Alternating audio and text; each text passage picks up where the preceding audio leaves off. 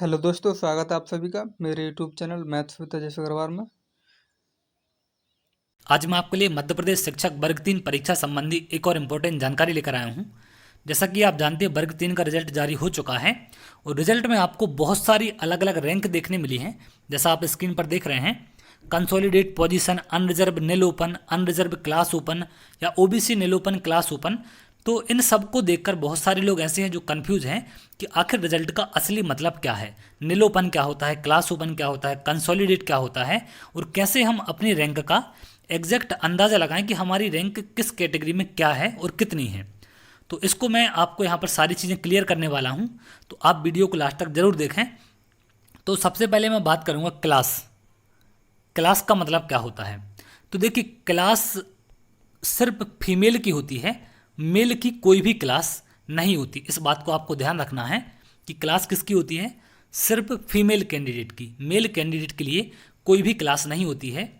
तो आपको क्लास वाला ऑप्शन जहाँ पर भी दिखेगा उसमें मेल कैंडिडेट की रैंक आपको देखने नहीं मिलेगी, वहाँ मिलेगी तो सिर्फ फीमेल कैंडिडेट की। अब मैं आपको रिजल्ट के एग्जाम्पल से बताऊंगा कि आखिर किस रैंक का क्या मतलब है और कहाँ पर ये चीज़ें खाली क्यों हैं। अब इसके बाद सेकंड अगर हम बात करें, नील ओपन का मतलब क्या है? तो देखिए, अगर नील ओपन की बात की जाए तो नील ओपन का मतलब होता है मेल और फीमेल दोनों को मिलाकर।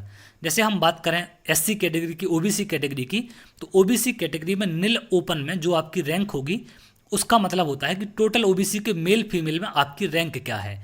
एससी की कैटेगरी में जो आपकी नील ओपन मिलेगी उसका मतलब होता है कि टोटल में आपकी रैंक क्या है। क्लियर है?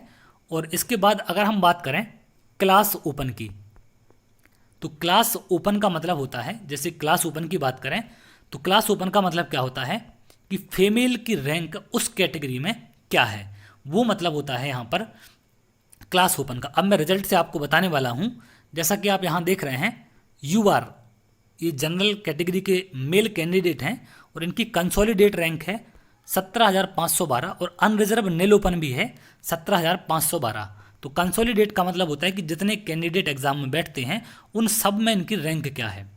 तो उन सब में इनकी रैंक क्या है, 17,512। और अनरिजर्व नील ओपन का मतलब भी है वही जो इनका मतलब है, क्योंकि अनरिजर्व का मतलब होता है सारे लोग जो भी एग्जाम में बैठे हुए हैं उनमें इनकी रैंक क्या है, क्योंकि इनको रिजर्वेशन नहीं है तो ये अनरिजर्व में काउंट किए जाएंगे।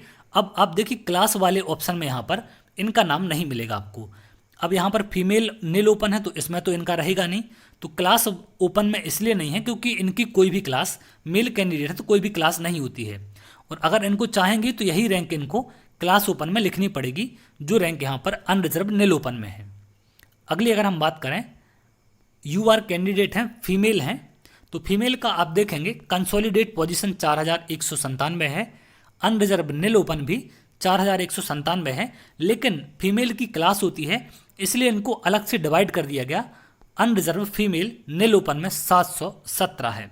अब चूंकि इनकी कोई कैटेगरी नहीं होती है इसलिए इनको अनरिजर्व नील ओपन फीमेल में रखा गया है कि टोटल फीमेल जितनी भी होंगी उनमें आपकी रैंक क्या है।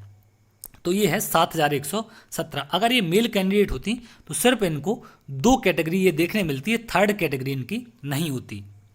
अब अगला अगर हम बात करें, यहाँ पर देखें आप, ओबीसी फीमेल कैंडिडेट हैं, तो देखिए कंसोलिडेट है इनकी 30,854, अनरिजर्व नील ओपन भी है 30,854।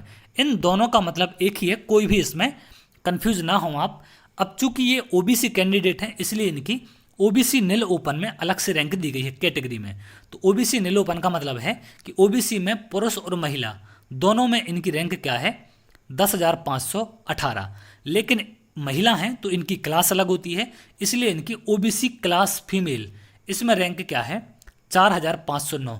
ओबीसी क्लास फीमेल का मतलब क्या है कि ओबीसी की जितनी महिलाएं हैं उनमें इनकी रैंक क्या है। और महिला पुरुष का मतलब है दोनों में ओबीसी नील ओपन। तो महिला पुरुष में है इनकी 10,518 और सिर्फ महिलाओं में है 4,509। तो उम्मीद करते हैं यहाँ से आपको रिजल्ट के बारे में सारी चीज़ें समझ आई होंगी। तो अगर आप इसी तरीके की जानकारी चाहते हैं तो हमारे चैनल से जुड़ सकते हैं। इसके लिए आप चैनल को सब्सक्राइब जरूर करें और अपने दोस्तों के साथ भी शेयर करें जिससे वो भी इस चीज़ों को समझ पाएँ। तो चलिए, बहुत जल्द अगली वीडियो में मिलेंगे, तब तक के लिए बहुत बहुत धन्यवाद।